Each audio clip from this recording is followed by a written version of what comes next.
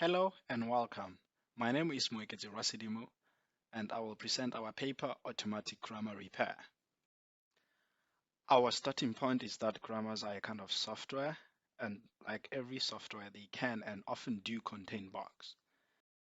This brings up the question that we address here. How do you fix such grammar bugs? To answer this question, let us look first at manual grammar debugging. This generally follows a test-driven find and fix loop. We assume we have a context-free grammar that is written in some grammar specification formalism like CAP or ANTLR so that we can generate the parser for this. We use CAP here. The candidate grammar is supposed to capture our target language, which could be described informally or by using examples or specified using different formalism, but we assume we have a set of valid tests input that we can feed into the generated parser. When we do this, we typically get some failing tests in the example here, this two. We can scrutinize this and the error message and the pass error location, which refers to the zero following the opening parenthesis. This gives us a hint to the location of the error in the grammar. The third alternative of name is wrong, since name cannot start with a number. We can try to fix this, for example, by changing name to num, which gives us a second candidate grammar. We then regenerate the parser and rerun the tests, only to find a similar fault in a different location. We go back to the drawing board and find another similar error in the name list rule. We fix the same way. Then after several iterations, the parser accepts all tests and we consider the grammar fixed with respect to the test suite. Now, the question is, how do we do this automatically? That is, how do we go from a grammar that fails one or more tests and contains an unknown number of bugs to a lightly modified grammar that passes all tests? Our approach is built on three main elements. Each of these is designed to reduce the search space and so to make automation feasible. First, we build on our previous fault localization work to find potential bugs. However, we use an improved version that localizes bugs more precisely at the level of individual symbols rather than at the rules. This substantially reduces the number of repair sites that we need to consider. Second, we patch the grammar using simple edit operations on symbol strings in the grammar's rules. This reduces the number of repair operations that we need to try, but also importantly, it ensures that the grammar is repaired incrementally and gradually so that the result remains understandable. Third, we use explicit patch preconditions and postconditions to filter out patches that cannot possibly be leading to a repair. This, of course, reduces the search space. We focus here on some examples and show experimental results. The paper contains more details, so read up if you're interested. Let us now look into some more details about how grammar patches work. Each patch applies a string edit operation, for example, a symbol substitution or a deletion at the designated position of an item that was identified as suspicious by the localizer. For example, this substitution patch replaces the non-terminal name by the terminal num. We also use this notation here to denote the application of this num substitution patch to the item P. But how do we construct these patches? How do we figure out to which suspicious item we should apply which operation? First, we collect for each candidate item the tokens that occur around the pass error locations. We do this for all failing tests in which the underlying rule is executed. In our running example, the rule above is executed in these two tests. We call the set of test tokens that were successfully consumed before syntax error the good tokens for P, and those that actually trigger the error, the bad tokens. Note that both failing tests produce same good and bad tokens, but this is not always the case. We then use this information to filter out candidates that could not have been applied at the error location because they cannot consume a good token. That is, we check whether the tokens that can occur immediately to the left of the item's designated position are a subset of good tokens. But we also use this information to filter out edits that cannot fix any of the errors that have occurred. This doesn't have to be a complete repair, but for a substitution patch, the new symbol should at least eat up one of the bad tokens, and we can check that using the right set. In our example, we are replacing name by num, and of course num is a bad token, so the patch works. But this is not the only patch that works.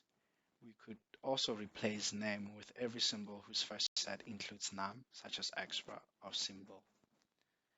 Okay, now we have exploited the failing tests, but we can extract more information from the passing test to check that patches don't break the grammars.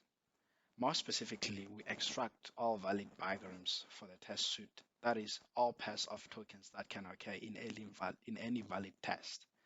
And we use this information to eliminate patches that overgeneralize and could produce a bigram that we haven't seen. So we check that after substitution, all pairs that can be derived around the designated position actually occur in the test suite. But we can also check this for the next position, that is following the substituted symbol here after num. In our case, all bigrams occur and we accept the patch. Okay, let us now look at a different patch example. Assume we have these two tests with empty parameter and argument lists. Our current grammar does not allow this and the pass fails. The localizer finds out that one bug could be at name in the name rule, and one possible fix is to just delete this. Since name list is nullable, we could then eat up the closing parenthesis. We follow the same recipe as before. We collect the good and bad tokens for this item. Know that it is only used in the second test case, so we only get the tokens from there. We again check that the rule eats up the good tokens, which holds in the same way as before for the substitution. We then check if the patch improves the grammar by checking the right set after the edit, that is after deletion contains at least one bad token, and that's the case here as well. We then validate the patch against bigrams. For the deletion, we only need to check the pair around the designated position, but now validation fails. Because name list is nullable, we can also create an invalid bigram where the opening parenthesis is immediately followed by a comma. However, we could still patch this grammar. We simply need to delete both name and name list items.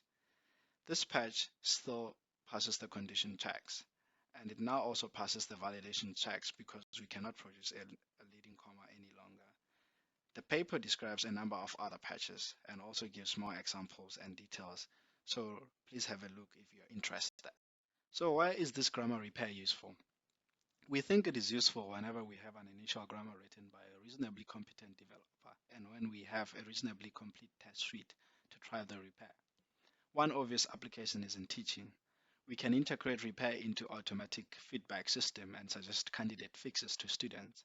Another one is in grammar recovery and maintenance. We can, for example, merge different grammar versions. A third application area is grammar learning. Here we can replace the blind search of a genetic grammar learning algorithm by more targeted repairs. We focus on the first two domains in this presentation. Let us now see if our approach works on real examples using grammars written by students for a compiler class. We took 10 submissions of medium-sized grammars that describe different languages of similar complexity.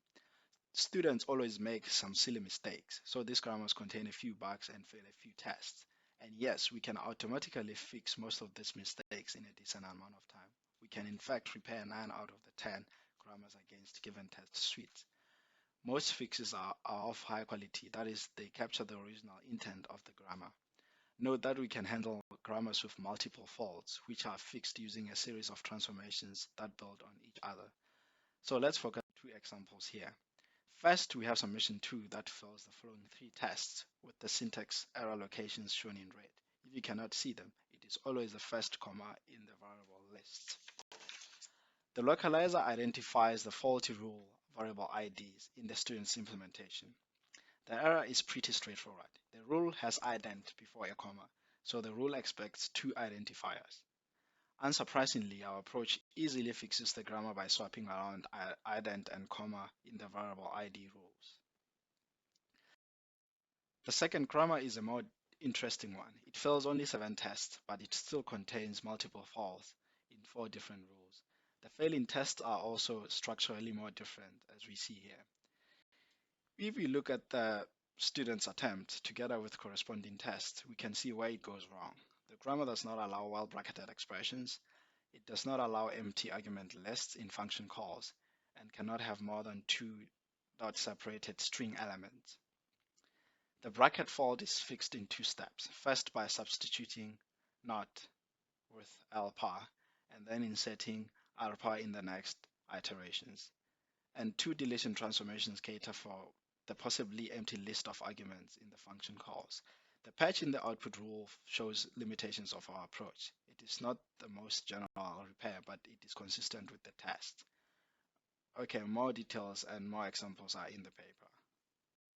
Let us see if our approach works for large real-world grammars. We have two Pascal grammars in ANTLR and CAP which claim to implement the same language, but that's not true.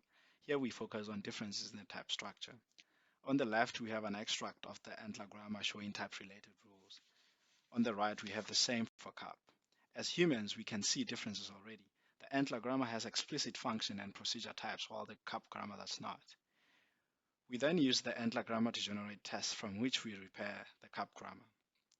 11 iterations and 317 candidate grammar variants later, we get a fix that passes all tests.